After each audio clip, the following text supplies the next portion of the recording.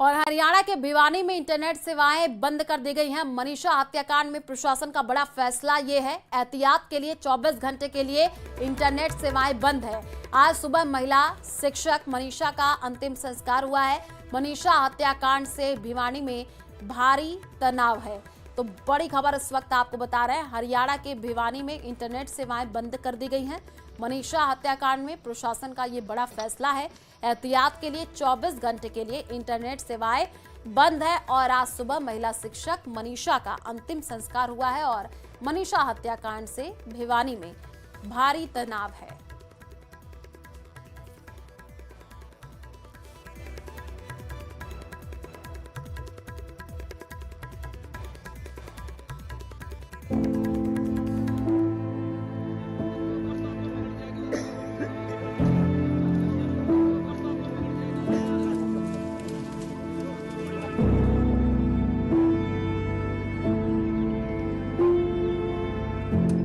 भिवानी की मनीषा का अंतिम संस्कार आज पूरा हो गया।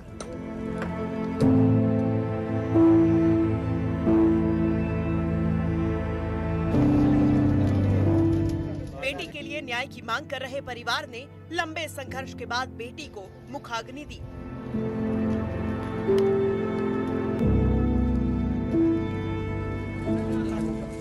मनीषा का अंतिम संस्कार अंत नहीं, बल्कि इंसाफ के लिए जंग का एक पड़ाव है।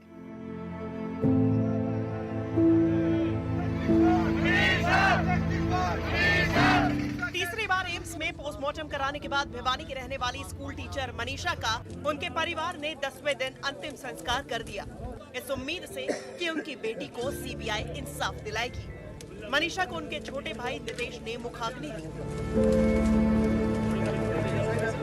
हजारों लोगों के साथ प्रशासन की मौजूदगी में बहुत शांतिपूर्ण तरीके से उस बहन को विदाई दे दी गई है। परिवार की तरफ से बात यही थी कि उन्हें और कुछ नहीं चाहिए, बेटी को न्याय चाहिए। और उस बेटी को न्याय के लिए सरकार ने सबसे बड़ी एजेंसी को ये जांच सौंप दी है।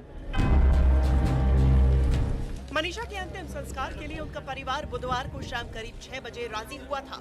इससे पहले परिवार ने 2 मांगे सरकार के सामने रखी थी, जिसमें केस की जांच सीबीआई से कराने और दिल्ली एम्स में पोस्टमार्टम करवाना शामिल था।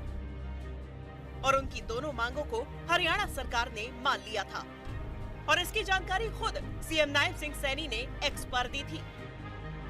भिवानी की हमारी बेटी मनीषा और उनके परिवार को न्याय दिलाने के लिए प्रदेश सरकार तथा पुलिस प्रशासन पूरी गंभीरता और पारदर्शिता के साथ कार्य कर रहे हैं।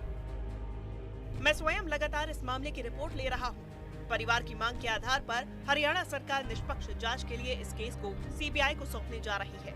इस मामले में पूरा न्याय किया जाएगा। मनीषा हत्याकांड में भिवानी के एसपी मनबीर सिंह भी हटा दिए गए और लोहारू थाने के प्रभारी समेत 6 पुलिसकर्मियों को भी सस्पेंड कर दिया गया, क्योंकि इन पुलिसकर्मियों पर शुरू से इस मामले में लापरवाही बरतने के आरोप थे। और जब मनीषा का शव मिला तब भी मामले को उलझाने के आरोप लगे और पुलिस की इन्हीं हरकतों की वजह से लोगों का गुस्सा फूट पड़ा, जो पूरे 10 दिनों तक भिवानी प्रशासन के लिए चुनौती बन गया। दरअसल मनीषा 11 अगस्त को लापता हुई थी, लेकिन पुलिस ने केस दर्ज नहीं किया। 13 अगस्त को मनीषा का शव सिंघानी गांव में खेतों में मिला था। मनीषा की गला रेतकर हत्या की गई थी और शव की हालत बेहद खराब थी। गर्दन के पास की खाल और हड्डियां भी गायब थी। रेप की आशंका के लिए स्लाइड सैंपल फॉरेंसिक लैब भेजे गए। 18 अगस्त को पुलिस ने दावा किया कि मनीषा ने आत्महत्या की और कीटनाशक खरीदकर खाया है। सुसाइड नोट भी वायरल हो गया। आईजी ने कहा कि बैग के पास से सुसाइड नोट मिला है। पुलिस अभी तक मनीषा का मोबाइल और कीटनाशक बोतल भी बरामद नहीं कर पाई।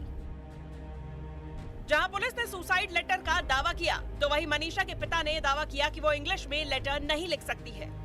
पुलिस की कहानी और परिवार के बयानों से मनीषा की हत्या की गुत्थी बेहद उलझ गई है, जिसे सुलझाने की जिम्मेदारी अब सीबीआई की है।